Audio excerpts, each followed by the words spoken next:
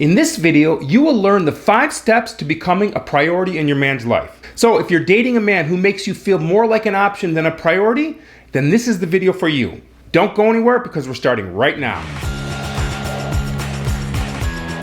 Hi everyone, I'm Dr. Antonio Borrello and I'm a psychologist and a relationship coach.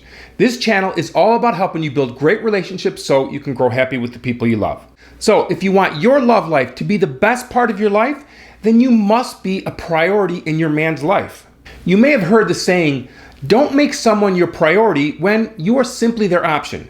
It's a quote that has been going around for a while, and it really resonates with people because it's so relatable, yet so profound.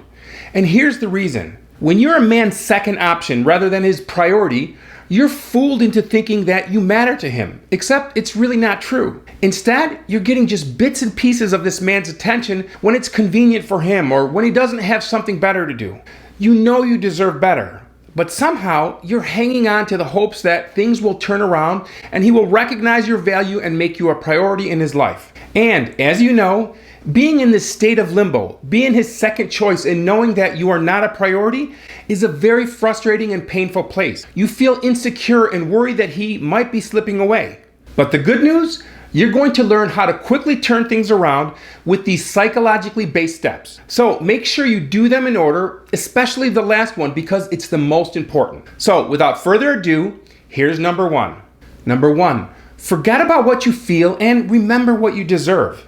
When you're in love with a man who isn't making you or the relationship a priority, it's a very scary position to be in. You're fearing that he's slipping away and may not love you like he once did. And this fear is your worst enemy. Why? Well, it makes you engage in behaviors that are less than self-serving. And when you are fearful that you're losing him, you grasp onto him more strongly. And often you end up begging for his attention and grasping onto the scraps and breadcrumbs that he throws your way. Meanwhile, he's living his life, doing his thing, and he's not concerned about you. He's not worried about what you're doing. So this is what I want you to do. I want you to notice what you're feeling. Notice the disappointment, the sadness, and the fear that you're feeling. It's disheartening, I know, but it doesn't have to control what you do. So I want you to recognize the fear and disappointment and use it to motivate you to change your behaviors. Think about what things used to be like when he made you a priority.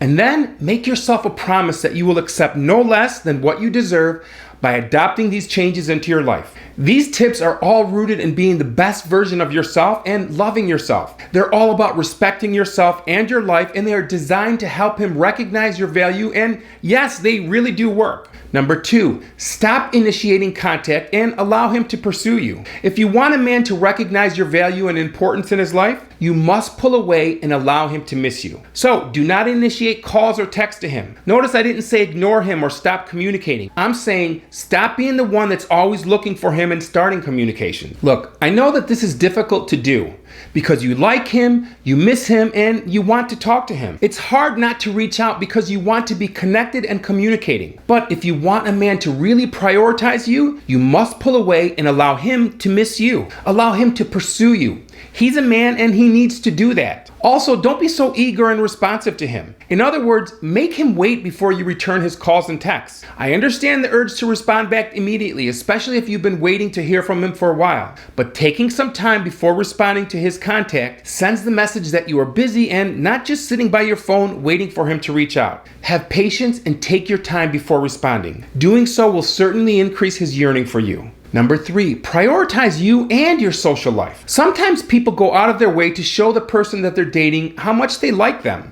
They jump at every opportunity to talk and hang out and to text. And usually that's a good thing, but not if you're trying to raise your value or trying to get him to make you a priority. In this case, you need to take the attention off of him and put it back onto yourself. Well, how do you do that? The answer is pretty simple.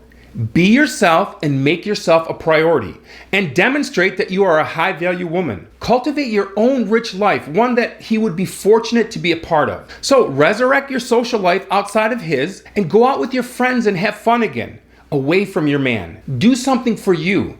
Take up a new hobby or do something that you enjoy. This forces him to recognize your independence and that you're not just sitting by the phone waiting for his calls. Make sure you're keeping up with the life you had prior to meeting him. Make and keep plans with your girlfriends and keep your schedule busy. And grow and enrich your relationships with your friends and your family. And continue to engage in the practice of self-love. And when you do, you become a woman who exudes inner confidence and high self-esteem. You become a woman that knows that she has choices when it comes to men. Instead of acting from a place of fear, control, and scarcity and treating him as if he were your last chance at love, let him win your affection and your love.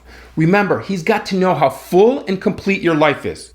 And if he becomes part of it, it's because you want him to be a part of it, not because you need him to be a part of it. And believe me, when you prioritize your life, he's going to take notice and your value in his eyes will go up, as will the challenge. So he will be wanting you more than ever. Number 4, keep your standards and expectations high. Remember, it's your values and expectations that sets the bar for your relationship. It sets your standards of what you expect. And where you set your own bar determines how anyone else is going to treat you. Because the way we love and value ourselves sets up the way in which we let other people love and value us. Or mistreat us. The problem that so many people have, when they are fearful that someone is slipping away, they're often willing to compromise their standards and accept anything just to keep the relationship going. And when you do that, you are setting low parameters for him. But when you refuse to entertain or tolerate behaviors or actions of his that you don't agree with or that don't meet your standards, then you are staying true to yourself and keeping your standards high.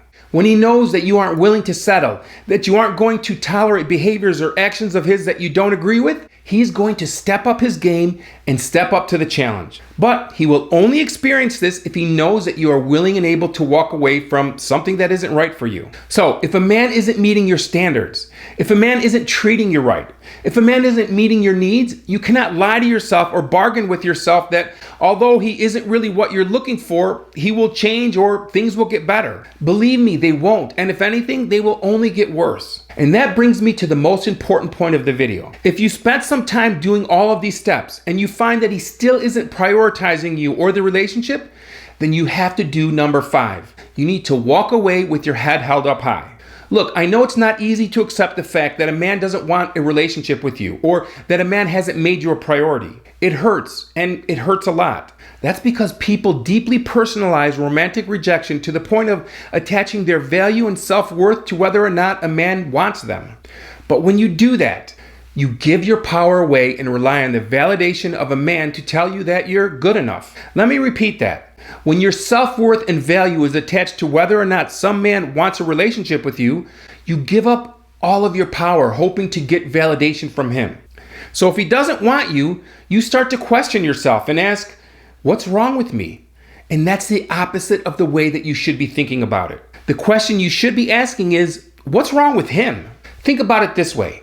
This is a man who hasn't known you very long, and your value and worth has nothing to do with his perception of you. After all, his perception is simply based on his imagination and the limited interactions that he's had with you, both good and bad. So take your power back and trust the process. Regardless of how badly you want him, if he isn't making you or the relationship a priority, you must put your self-respect above your feelings and walk away. Remember, forget what you feel and remember what you deserve.